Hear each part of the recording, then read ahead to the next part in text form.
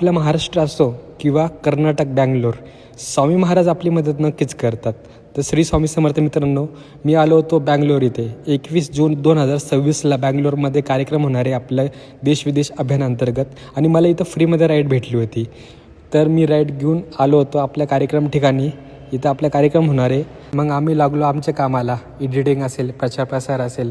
मग आम्ही पूर्व तयारी केली की आपल्याला कोणत्या एरियामध्ये जायचं आहे, कोणत्या लोकल एरियामध्ये जायचं आहे. मग लगेच आम्ही गल्ली गल्ली फिरायला लागलो.